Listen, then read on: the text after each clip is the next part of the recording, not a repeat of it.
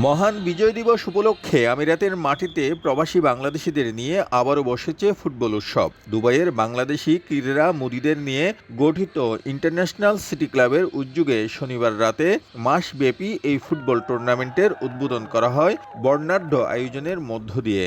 এবারের আসরে অংশ নিচ্ছে সংযুক্ত আরব আমিরাতের বিভিন্ন প্রদেশ থেকে ছুটে আসা 16টি দল।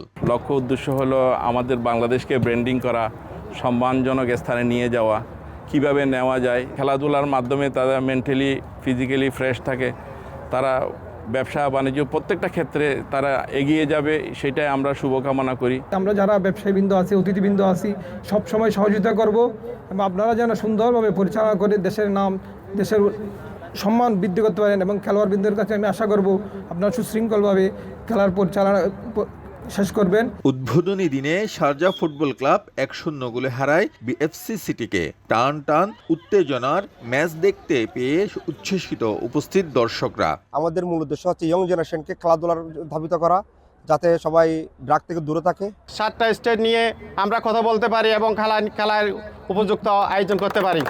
ইনশাআল্লাহ আগামী দিন আরও বড় হবে। 16 ডিসেম্বরের ক্রীড়া প্রতিযোগিতার ফুটবল টুর্নামেন্ট আয়োজন করার জন্য তাদেরকে আমার সকল অতিথিদের পক্ষ থেকে আমি ব্যক্তিগত পক্ষ থেকে ধন্যবাদ জানাই। উদ্বোধনী অনুষ্ঠানে টুর্নামেন্টের পৃষ্ঠপোষকতায় থাকা বিভিন্ন প্রতিষ্ঠানকে সম্বর্ধনা দেওয়া হয়। অনুষ্ঠানে বিশিষ্ট ক্রীড়া সংগঠক সিআইপি এনামুল হকের সভাপতিত্বে অতিথি হিসেবে উপস্থিত ছিলেন আবির বাংলাদেশ বিজনেস অ্যাসোসিয়েশনের প্রেসিডেন্ট জুলফিকার ওসমান, শারজা বাংলাদেশ সমিতির senior vice president Shahadat Hossain এবং সিআইপি নজরুল ইসলাম সহ অনেকে।